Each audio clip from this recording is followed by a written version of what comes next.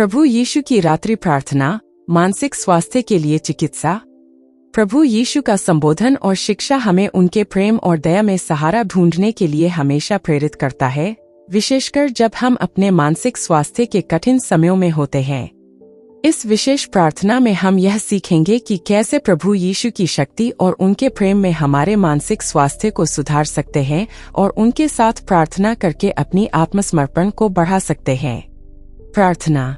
प्रिय प्रभु यीशु, हम आपके सामंजस्यपूर्ण प्रेम और दया में समाहित हैं और हम आपके साथ हर क्षण अपने जीवन को बनाए रखना चाहते हैं।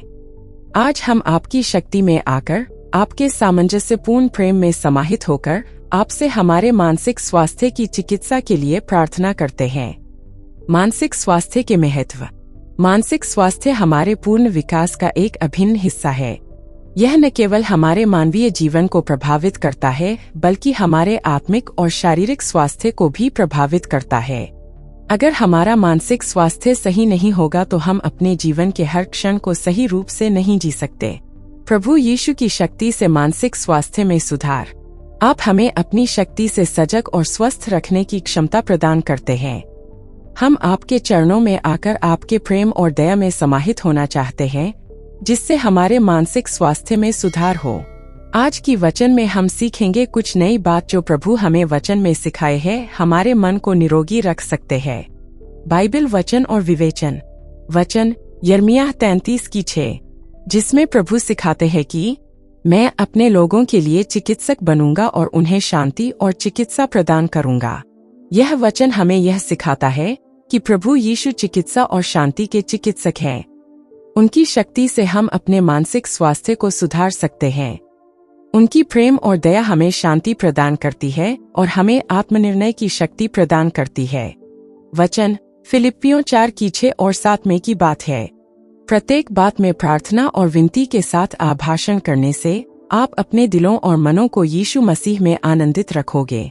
फिर यीशु की शांति, जो सभी बुद्धि से बड़ी है, आपके हृदयों और मनों की रक्षा करेगी। यह वचन हमें सिखाता है कि हमें प्रभु के सामंजस्यपूर्ण प्रेम के साथ ही अपने दिल और मन को आनंदित रखने के लिए प्रार्थना करना चाहिए। उनकी शांति हमें सभी चिंताओं से बचाए रखेगी और हमें आत्मविश्वास में वृद्धि करेगी। और वचन फिलिप्पियों 4:13 में की समझाते हैं, मैं हर बात में शक्तिशाली हूँ जो कि मुझे बल मिलता है। यह वचन हमें सिखाता है कि हम प्रभु यीशु के साथ हर कार्य को करने के लिए सक्षम हैं। हम उनके साथ होकर हर कठिनाई को पार कर सकते हैं और उनके प्रेम से अपने आत्मसमर्पण में सुधार कर सकते हैं। फिर वचन रोमियो 15:13 में कहते हैं, आपके विश्वास से परमेश्वर आपको उन सभी आनंद और शांति से भर दे ताकि आप आत्मा के विश्वास में अधिक हो जाए। यह वचन हमें सिखाता है कि परमेश्वर के विश्वास से ही हम आनंद और शांति प्राप्त कर सकते हैं। हमें उन पर विश्वास करने से हमारा आत्मविश्वास बढ़ता है और हम अपने मानसिक स्वास्थ्य को सुधार सकते हैं। विचारशीलता को दूर करने के लिए प्रभु यीशु की रात्रि प्रार्थना। हमें यह जानने का विचार करना चाहिए कि कैसे प्रभु यीशु की मदद से हम अपने विचारशीलता को दूर कर सकते हैं और उनके प्रेम में और भी बढ़ सकते हैं। भूले नहीं, प्रेम और समर्पण। प्रभु यीशु की प्रार्थना का पहला स्तंभ हमें यह सिखाता है कि हमें अपनी विचारशीलता को दूर करने के लिए हमें प्रभु की प्रेम और समर्पण से भरा रहना चाहिए।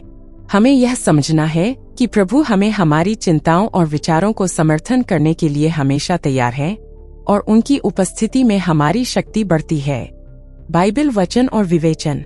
वचन प्रश्न 3:5 और 6 में कहते हैं, आत्मा से पहले प्रभु का विश्वास कर और अपनी सभी बातों में उसी की पहचान कर, तब वह तेरे मार्गों को सीधा करेगा।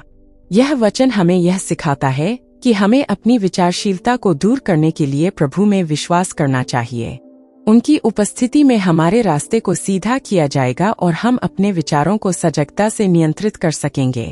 और वचन यशायाह 41:10 में की बात है, तुम्हारा भय नहीं होना चाहिए क्योंकि मैं तुम्हारे साथ हूँ, मत घबराओ, मैं तुम्हारा परमेश्वर हूँ, मैं तुम्हें मजबूत करूँगा, मैं तुम्हारे साथ हूँ, मैं तुम्हें सहारा दूंगा, मैं तुम्हें अपने नैतिक दाहिने हाथ से समर्थन करूँगा।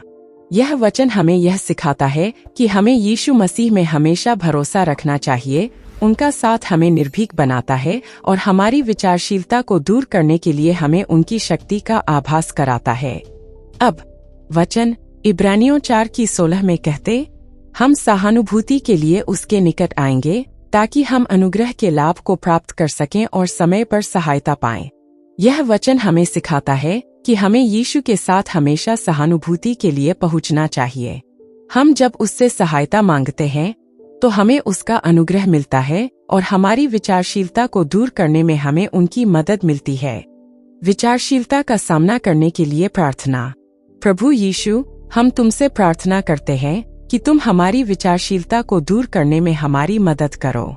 हम चाहते हैं कि हम तुम्हारे प्रेम और समर्पण में समाहित हों ताकि हम अपनी चिंताओं को तुम्हारे सामंजस्यपूर्ण प्रेम में छोड़ सकें।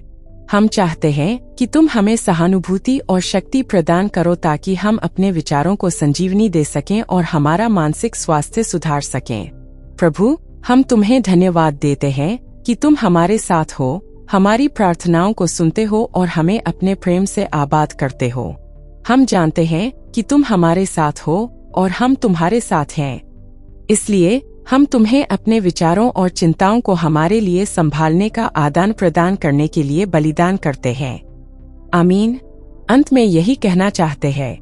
निष्कर्ष, प्रभु यीशु की रात्रि प्रार्थना से हम सीखते हैं कि उनका प्रेम और शक्ति हमें मानसिक स्वास्थ्य की चिकित्सा करने में सहायक है। उनके वचनों के माध्यम से हमें यह बताया गया है कि वह हमें आनंद, शांति और आत्मविश्वास प्रदान कर सकते हैं।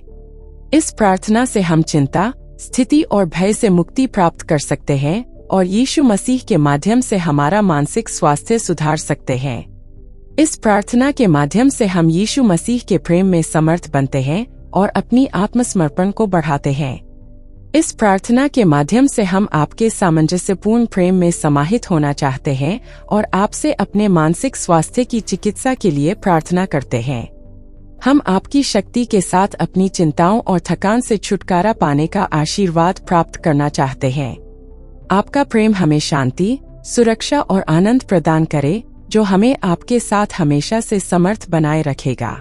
धन्यवाद। आमीन।